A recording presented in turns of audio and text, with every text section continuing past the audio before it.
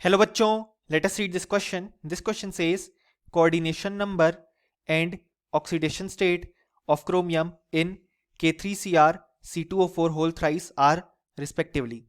और हमारे ऑप्शंस हैं option A 3n+3, option B 6n+3, option C 3n0, option D 4n+2.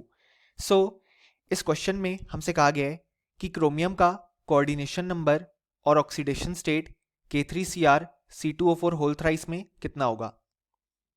So इस question को सॉल्व करने के लिए हमें जो की कॉन्सेप्ट रिक्वायर्ड है वो है concept of coordination number and oxidation state. अब अगर हम यहाँ पे देखें तो हमारे पास जो स्पीशीज गिवन है वो है K3Cr C2O4 होल थ्राइस. यहाँ पे एक कॉम्प्लेक्स कंपाउंड की तरह बिहेव करती है बट हमें नोटेशन अलग तरीके से दिया है.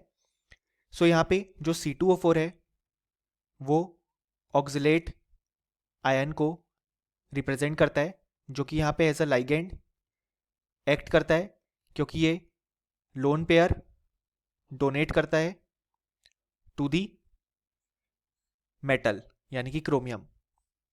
सो यहाँ पे अगर हम ऑक्सिलेट आयन का स्ट्रक्चर देखें तो वो कुछ इस तरीके से होता है C+O O- connected to C+O O-. अब यहाँ पे अगर हमने एक ऑक्सिलेट आयन लिया है तो पहली बात उस पे जो नेट चार्ज है वो है हमारे पास -2. यहाँ पे हम देख सकते हैं फ्रॉम द स्ट्रक्चर, यानी कि ऑक्सिलेट पार्ट का जो ऑक्सीडेशन नंबर है वो हमारे पास होगा यहाँ पे इक्वल टू -2 इस पूरे पार्ट का. और यहाँ पे हमारे पास जो एक ऑक्सिलेट आयन है वो 2 लोन पेयर डोनेट करता है. हम देख सकते हैं यहाँ पे इस तरीके से एक ये वाला ऑक्सीजन और एक ये वाला ऑक्सीजन लोन पेयर डोनेट करेगा, यानी कि एक oxalate ion 2 lone pair donate कर रहा है. सो हमारे पास यहाँ पे 3 ऑक्सिलेट वाले पार्ट हैं. So total 6 lone pairs donate होंगे. और यहाँ पे जो कोऑर्डिनेशन नंबर होता है वो कहलाता है number of lone pair donated by the ligand. So यहाँ पे 6 लोन पेयर डोनेट हो रहे हैं. सो इस केस में जो क्रोमियम है उसका कोऑर्डिनेशन नंबर आ जाएगा 6.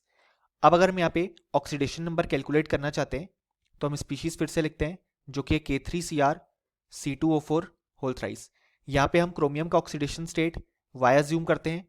पोटेशियम का हम जानते हैं हमेशा +1 होता है क्योंकि वो ग्रुप 1 का एलिमेंट है. C2O4 का हमने देखा -2 आएगा एक मॉलिक्यूल पे. सो हम लिख सकते हैं +1 × 3 3 पोटेशियम के लिए प्लस Y -2 × 3 क्योंकि यहाँ पे 3 ऑक्सिलेट वाले पार्ट हैं इज इक्वल टू 0 क्योंकि नेट चार्ज 0 है. सो हम लिख सकते हैं 3 + Y -6 is equal to 0. So Y की वैल्यू आ गई यहाँ पे +3, यानी कि इस केस में ऑक्सीडेशन नंबर ऑफ क्रोमियम है +3 और कोऑर्डिनेशन नंबर ऑफ क्रोमियम है 6. सो जो करेक्ट आंसर होगा वो होगा ऑप्शन बी 6 एंड +3 और option A C and D incorrect हो जाएंगे. सो फाइनली हमें बोल सकते हैं कि हमारे पास इस क्वेश्चन का जो करेक्ट आंसर आया वो आया option B. Hope you understood it well. Best of luck.